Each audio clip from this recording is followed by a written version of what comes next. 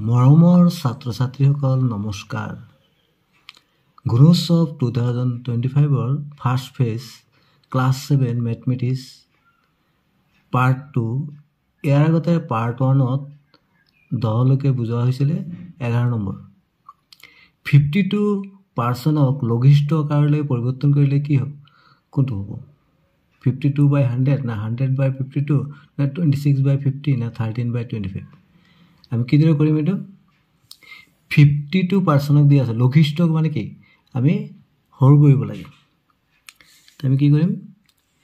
52% মানে হ'ল 52/100। আমি 2 ৰে কটাকটি কৰি কিমান হ'ব? 2 × 52 হৰণ কৰিলে কি হ'ব? 2 × 4 6 × 12, ইয়াক 2 ৰে হৰণ কৰিলে 50, আকৌ 2 ৰে কাটিলে 25, এইটো কাটিলে 13, তাৰমানে 13/25। তো কোনটো অপশ্যন হ'ব? আমি দেখিলোঁ ডি অপশ্যনটো শুদ্ধ, ডি আমি ৰাইট দি দিলোঁ। পিছৰটোলৈ আগবাঢ়িলোঁ। 132 চেণ্টিমিটাৰ পৰিধিৰ বৃত্ত এটাৰ ব্যাসৰ মান কিমান? এতিয়া আমাক বৃত্তটোৰ কি দিছে? পৰিধি দিছে। এই ধৰি লওক এইটো এটা বৃত্ত, এই বৃত্তটোৰ কি দিছে? এইটো কেন্দ্ৰ হয়, পৰিধি দিছে। পৰিধি এইটো কয় পৰিধি, পৰিধি দিছে। আমাক কি ওলাব গৈছে? ব্যাসৰ মান। তাৰমানে ব্যাস কি হ'ব? বৃত্তেৰ কেন্দ্ৰৰ মাজতে যোৱা 2 মূৰ, মানে পৰিধি 2 মূৰ লগা যিটো ৰেখা থাকে এইটোৱে হ'ল ব্যাস। এইটো মান উলিয়াব লাগে। আমি কিদৰে উলিয়াম? যিহেতু আমাক পৰিধি দিছে, পৰিধিৰ আমি সূত্ৰটো জানো। বৃত্তৰ পৰিধিৰ সূত্ৰটো হ'ল 2πr। 2πr হ'ল বৃত্তৰ পৰিধি। পৰিধি আমাক কিমান দিছে? 132। তেনেহ'লে আমি কি কৰিম? 2 × পাইৰ মানটো আমি জানো 22/7। পাইৰ মান হ'ল 22/7। আৰ মানে ব্যাসাৰ্ধ, আৰ মানে ব্যাসাৰ্ধ সমান 132 লিখিলোঁ। এতিয়া আমি ব্যাসাৰ্ধ উলিয়াই লওঁ। আৰ সমান কি হ'ব? 132 × এইটো পূৰণত আছে, এইপিনে আহিলে হৰণত আহিব, আৰু 22/7 এইটো কি হ'ব? এইবাৰত আহিলে কি হ'ব? উল্টি যাব, তাৰমানে কি হ'ব? 7/22 হৈ যাব। তেনেহ'লে আমি কটাকটি কৰি লওঁ। 132ক যদি আমি 2 ৰে হৰণ কৰি কিমান পাম? 6 × 2 = 12, 1 × 12, 6 × 2 = 12, 66। আৰু 22 আছে, আমি জানো যে 22ক 3 ৰে আমি যদি পূৰণ কৰোঁ তাৰমানে 66 পাম, হয় নাই? 3 × 2 = 6, 3 × 6, তেতিয়া আছে 3 পূৰণ 7, 3 × 7 = কিমান হ'ল? 21। এই 21 চেণ্টিমিটাৰটো আমি কি পাই গ'লোঁ? ব্যাসাৰ্ধ। কিন্তু আমাক উলিয়াব 21 চেণ্টিমিটাৰটো আমি কি পাই গ'লোঁ? ব্যাসাৰ্ধ। কিন্তু আমাক উলিয়াব দিছে কি? ব্যাস। তো ব্যাস ইকুৱেল টু কি? 2 × r, r মানে ব্যাসাৰ্ধ। ব্যাসাৰ্ধৰ দ্বিগুণ হ'ল ব্যাস। তেনেহ'লে আমি কি কৰিম? 2 × ব্যাসাৰ্ধ কিমান পাইছিলোঁ আমি? 21। পূৰণ কৰিলে 2 × 2, 2 × 4, 42। 42 চেণ্টিমিটাৰটো হ'ল আমাৰ ব্যাস। তেনেহ'লে আমি অপশ্যনকেইটা চাওঁ, কোনটো অপশ্যনত 42 আছে? আমি দেখিলোঁ বি অপশ্যনটোত 42 আছে। এটা হ'ব শুদ্ধ। এতিয়া পিছৰ অংকটোলৈ আগবাঢ়িলোঁ। 13 এতিয়া আছে 6x² y + 2xy² z + 6xyz ৰ পৰা 2x² y + xy² z + 3xyz বিয়োগ কৰিলে বিয়োগফল কিমান হ'ব? বিয়োগফল আমি বিয়োগ এইদৰে কৰিব পাৰোঁ, একেবাৰে ইজিতে কৰিম আমি। আমি কি কৰিলোঁ? ইয়াত আমি লিখিলোঁ, ব্ৰেকেট দি লিখিলোঁ। প্ৰথমে আমি প্ৰথমটো লিখিলোঁ। প্ৰথমটো কি আছে? 6x², 6x², এইটো আমি প্ৰথমে লিখিম। 6x² y + 2xy² z + 6xyz। যিহেতু আমি বিয়োগ কৰিব লাগিব, বিয়োগ চিনটো দিলোঁ। তাৰ পৰা আমি কি বিয়োগ? x² y + xy² z + 3xyz। আমি বিয়োগ কৰিম। আমি প্ৰথমে এইটো লিখি লৈছোঁ,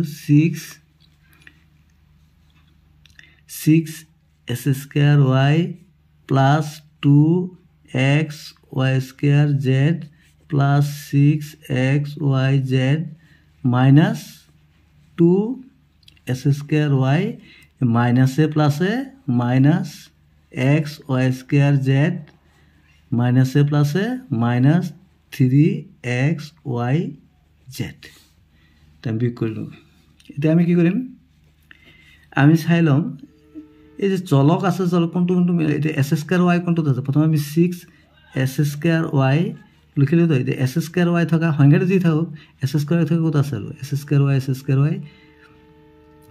square y থকা এইটোত আছে x square y তেনেহ'লে ইয়াৰ আগত চাইনটো কি আছে মাইনাছ আমি কি লিখিম 2 minus 2 x square y লিখিলোঁ তাৰপিছত আমাৰ কি আছিলে plus 2x y square z এইটো x y square z থকাটো বিচাৰিম আমি x y square z ইয়াৰ আগত মাইনাছ আছে মাইনাছ লিখিলোঁ মানে একে একেখিনি মিলাই ল'ব লাগে তাৰপিছত কি আছে প্লাছ 6x y z এইটো হ'ব মাইনাছ 3x y z এটা বিয়োগ কৰোঁ 6 ৰ পৰা 2 গ'লে 4 ইয়াত কি হ'ব 4 s square y আৰু এইটো x y square to z মানে কি আছে x y square z মানে ইয়াত কি আছে সংখ্যাটো কি আছে 1 তো 2 ৰ পৰা 1 গ'লে 1 টো নিলিখিলে হয় আমি কি লিখিম plus x y square z তো 6 ৰ পৰা 3 গ'লে কিমান হ'ব 3 প্লাছ 3x y z তো আমি কোনটো অপশ্যনত এইটো আছে 4 s square y plus x y square z plus 3x y z তাৰমানে এই অপশ্যনটো শুদ্ধ হ'ব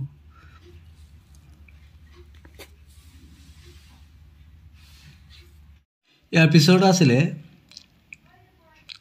s square y plus 2xy plus x plus y আৰু 4xy plus 3x plus 4s square y square ৰ যোগফল কিমান আমি যোগফল উলিয়াব লাগে তো আমি প্ৰথমে লিখি লওঁ s square y square plus 2xy plus x plus y ইয়াৰ লগত আমি যোগ কৰিব লাগে এইটো তো আমি কি লিখিম প্লাস দিয়ে দিলোঁ 4xy plus 3x plus 4s square y square আকৌ আমি মিল থকা কিনে একেটা ঠাইত আনিব লাগিব তো আমি কি লিখিম s square y square তো এইটো লগত মিলিব তো plus 4s square y square plus 2xy আছে 2xy এইটো মিলিব xy আছে তো প্লাস 4xy তাৰপিছত কি আছে x এইটো লগত এইটো 3x আছে তাৰ ইয়াৰ লগত এইটো মিলিব আমি সলভটো চাব লাগে 3x প্লাস কি আছে y তেন যোগ কৰিলে ইয়াত একো সংখ্যা নাথাকিলে 1 আছে ইয়াত 4 একে 5 ঠিক হ'ব 5s square y square plus এইটো কি হ'ব 2 লগত 4 যোগ কৰিলে 6xy প্লাস 3 ইয়াত একো নাথাকিলে 1 3 একে 4 4x plus y এটা আমি অপশন কেইটা চাওঁ কোনটোত আছে এটোত নাই আমি দেখিলে এইটো অপশন আছে 5s square y square plus 6xy plus 4x plus y B option দুটো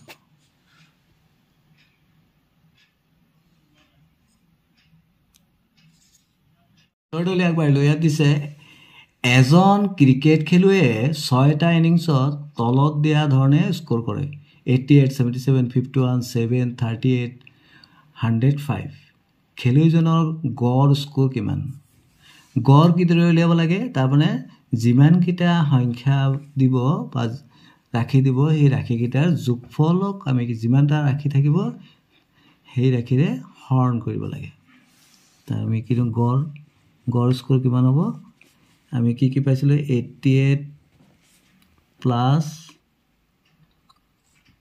77 plus 51 plus 7 plus 38 plus 105 লিখিলোঁ এতিয়া আমি হৰণ কিহেৰে কৰিব লাগিব তাৰমানে কেইটা আছে ৰাখি এনেও 6টা ইনিংছ আছে 6টাই হ'ব 1 2 3 4 5 6 6 দিয়ে এতিয়া আমি যোগ কৰি কিমান পাম আমি যোগ কৰি লওঁ আমি যোগ কৰাৰ ফলত কিমান পালোঁ 366 তোমালোকে এইদৰে বহাই যোগ কৰি ল'বা এতিয়া আমি ইয়াত বহাই ল'ম 366 বাই কিমান আছে 6 আমি যদি 366 ক 6 এৰে হৰণ কৰি কিমান পাম 6 দিয়ে হৰণ কৰি 6 6 গুণ 36 আৰু 6 6 গুণ 6 কিমান পালে আমি 61 তোমালোকে এইদৰে হৰণ কৰিব পাৰা 6 আছে তো 6 বাৰ যাব 6 6 গুণ 36 6 গুণ 36 কিন্তু 6 গুণ 6 61 আমি কিমান পালোঁ 61 তো কোনটো অপশ্যন 61 আছে আমি দেখিলোঁ বি অপশ্যনত 61 আছে বি অপশ্যনটো কি হ'ব শুদ্ধ হ'ব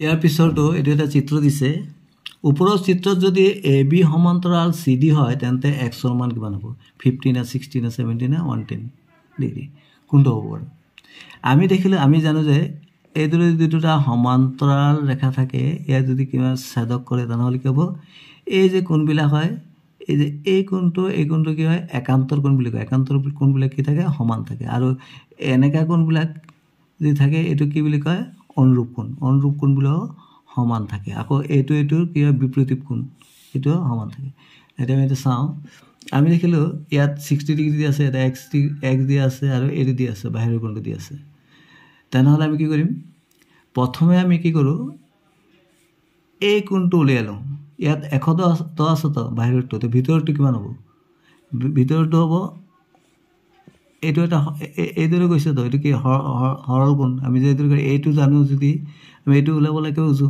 যদি বস্তুটো এনেকুৱাও থাকে এইটো যদি জানো এইটো আমি ওলাব পাৰোঁ বা এইটো জানিলে এইটো ওলাব পাৰোঁ 180ৰ পৰা আমি কি কৰিম 110 বিয়োগ কৰি দিম তো কিমান পাম আমি 70 ডিগ্ৰী তাৰমানে আমি এই যে কোণটো আছিলে এইটো আমি কিমান পালোঁ 70 ডিগ্ৰী তো এইটো 70 পাই গ'লোঁ আৰু এই কোণটো একান্তৰ কোণ এইটো যদি 60 হয় তেনে এইটো কি হ'ব 60 হ'ব তেনে এইটো কি হ'ব আমি জানো যে ত্ৰিভুজৰ তিনি কোণৰ সমষ্টি 180 ডিগ্ৰী 180 ডিগ্ৰী হ'লে কি হ'ব ত্ৰিভুজৰ তিনি কোণৰ সমষ্টি হ'ল 180 ডিগ্ৰী তাৰপিছত এই দুটা কোণ মিলাই কিমান হ'ব 130 ডিগ্ৰী 130 মাইনাছ কৰি দিলোঁ যিহেতু আমি উজুতে কৰিব লাগে আমি 180ৰ পৰা আমি কি পাইছিলোঁ এই দুটা যোগ কৰি কিমান পাইছিলোঁ 130 যদি আমি বিয়োগ কৰি দিওঁ কিমান পাম 50 180ৰ পৰা 130 বিয়োগ কৰিলে কিমান পাম 50 তেনেহ'লে এই অপশ্যনটো আছে 50 ডিগ্ৰী এই অপশ্যনটো হ'ব শুদ্ধ পিছৰ প্ৰশ্ন তলৰ চিত্ৰটোৰ কালি কিমান ইয়াত এটা কাইট এটা চিলাৰ নিচিনা দিছে আমি চিলাৰ থাকিলে চিলাৰ কালি মানে এইটো এটা ৰম্বছৰ নিচিনাই ৰম্বছৰ কালিটো হ'ব আমি কি কৰিব লাগে ইয়াৰ কালি কিদৰে উলিয়াম আমি কালি ওলাবলৈ কি কৰিব লাগে half into d1 into d2 কৰ্ণ ইনটু কৰ্ণ তো এই কৰ্ণটো কিমান হ'ব ইয়াৰ পৰা ইয়ালৈকে হ'ল 6 ইয়াৰ পৰা ইয়ালৈকে 4 তো 6 4 কিমান 10 তো এটা কৰ্ণ আমি পাই গ'লোঁ 10 আৰু এটা d এইটো এই কৰ্ণটো কি হ'ব আছে এইটোৰ লগত এইটো ইয়াৰ পৰা ইয়ালৈকে 3 তাৰমানে ইয়াৰ পৰা ইয়ালৈকে কিমান হ'ব 3 3 6 হ'ব না 3 লগত 3 যোগ কৰিলে 6 পাই গ'লোঁ কৰ্ণপূৰণ কৰ্ণ তাই আমি 2 যদি হৰণ কৰোঁ 5 2 10 5 6 30 বৰ্গ চেণ্টিমিটাৰ আমি কিমান পালোঁ 30 বৰ্গ চেণ্টিমিটাৰ কোনটোত আছে এই অপশ্যনত আছে এই অপশ্যনটো শুদ্ধ হ'ব তাৰমানে ৰম্বছৰ কালিৰ সূত্ৰ এইটোৱেই হয় চিলাৰ কালি উলিয়াবলৈ এইটো সূত্ৰই এপ্লাই কৰিব লাগে কালি সমান half into d1 into d2 d1 মানে এটা কৰ্ণ d2 মানে আনটো কৰ্ণ ইয়াৰ পিছৰ প্ৰশ্ন তলৰ তথ্যসমূহৰ মধ্যমা কিমান আমি আগতে চাই লওঁ কেইটা ইয়াত তথ্য দিছে 1 2 3 4 5 6 7 8 9 10টা দিছে তাৰমানে যুগ্ম দিছে ইভেন আমাৰ এইটো আমি কিদৰে উলিয়াম আমি কি কৰিলোঁ প্ৰথমে এইবিলাক যদি তথ্যবিলাক যিবিলাক সংখ্যা আছে এইবিলাক আমি এছেণ্ডিং অৰ্ডাৰত সজাই ল'ব লাগিব মানে ঊৰ্ধ্বক্ৰমত সজাব লাগিব আমি ঊৰ্ধ্বক্ৰমত সজাই ল'লোঁ ঊৰ্ধ্বক্ৰমত মানে সৰুৰ পৰা ডাঙৰলৈ সজাই ল'লোঁ এইদৰে যেনে প্ৰথমে কিমান আছে আটাইতকৈ সৰুটো চাব লাগিব প্ৰথমে সৰুটো আমি পালোঁ 14 14 আৰ 15 এটা দুটা আছে 15 তাৰপিছত 16 এটা 17 এটা দুটা আছে তাৰপিছত 18 এটা দুটা তিনটা আছে তাৰপিছত 19 এটা আছে তাৰপিছত আমি মধ্যমা ওলালে প্ৰথমে আমি n/2 উলিয়াব লাগিব n মানে কি কেইটা ৰাখে মোট 10টা আছিল 10/2 5 দুগুণ 10 তখন কিমান পালো আমি 5তম ৰাখি দিব 5th টাৰ্ম 5তম ৰাখি দিব মধ্যমা এটা আমি 5তম ৰাখি দিব আমি যদি উদ্ধৰ্ম যদি সজালে এইপিনে গলে 1 2 3 4 5 5তমে 17 পালো আকৌ এইপিনৰ পৰা যদি হয় 1 2 3 4 5 মধ্যে 17 দুবাৰ পালো এনেকৈ যদি পাও তেনে আমি কি কৰিব লাগিব নিম্ন মধ্যমা কি 17 প্লাস 17 আমি কি কৰিব লাগিব 2 এৰে হৰণ কৰিব 17 লগত 17 যোগ কৰিলে 17 লগত 17 যোগ কৰিলে কি কৰিব 34 2 এৰে হৰণ কৰিলে 17 দুগুণ 34 তাৰ মানে 17 হ'ব নিম্ন মধ্যমা কি হ'ব 17 তো 17 কোনটো অপচনত আছে আমি দেখিলো সি অপচনত আছে সিটো ৰাইট হ'ব যদি ইভেন নাম্বাৰ হয় তেনেহলে আমি কি কৰিব প্ৰথমে মধ্যমা তো n/2 লৈ লব লাগিব n মানে কিমানটা সংখ্যা আছে তাক 2 এৰ হৰণ কৰি তবে হিমান্তম ৰাখিব এটা 10 আছিল 10টা আছিল তো 10ক 2 এৰ হৰণ কৰিলে 5 পাম না 5তম ৰাখিব মানে 5th টাৰ্মটো হ'ব তাৰ পিছত মধ্যমাত আমি কি দৰে উলিয়াম আমি এই ফালৰ পৰা গণিম প্ৰথমে কিমান নম্বৰ 5 নম্বৰটো আছে 1 2 3 4 5 17 আছে আৰু এই ফালৰ পৰা গণিলে 1 2 3 4 5 ইয়াতো 17 আছে তাৰ মানে আমি সেই দুটা ৰাখি যোগফলক যদি আমি 2 এৰ হৰণ কৰো তেনেহলে আমি মধ্যমাটো পাই যাম 17 লগত 17 যোগ কৰিলে 34 34 2 এৰ হৰণ কৰিছো 17 পালো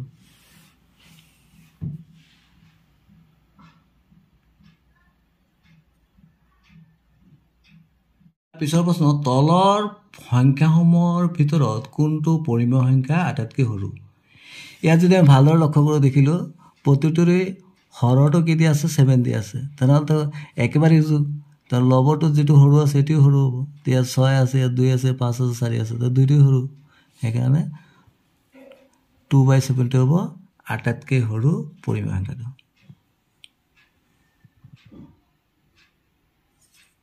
পিছৰ প্ৰশ্ন পিটাৰৰ হাতত 500 টকা আছে হি তাৰ 5/3 অংক কিতাপ কিনাত আৰু 4/1 অংক বহি কিনাত খৰচ কৰিলে তেওঁৰ হাতত কিমান টকা বাকি থাকিল ইয়াত অপচন দি আছে 155 টকা 175 টকা 75 টকা 125 টকা কোন কিদৰে কৰিব আমি প্ৰথমে খৰচ কিমান কৰিছে এটা উলিয়াই লব লাগিব তা আমি কি লিখিম কিতাপত কিমান খৰচ কৰিছে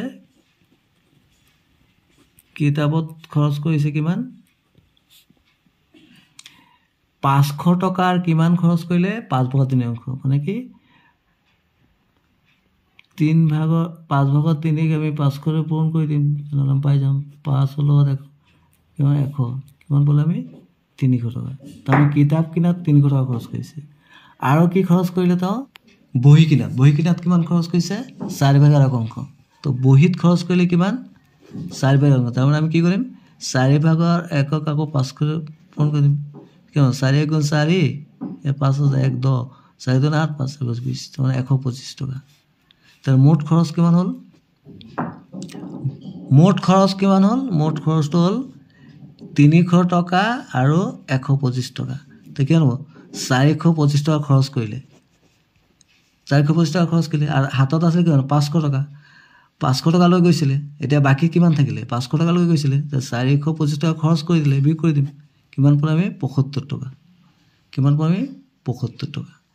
তো 75 টকা কোনটো অপচনত আছে আমি দেখিলো সি অপচনত আছে সি অপচনটো শুদ্ধ হ'ব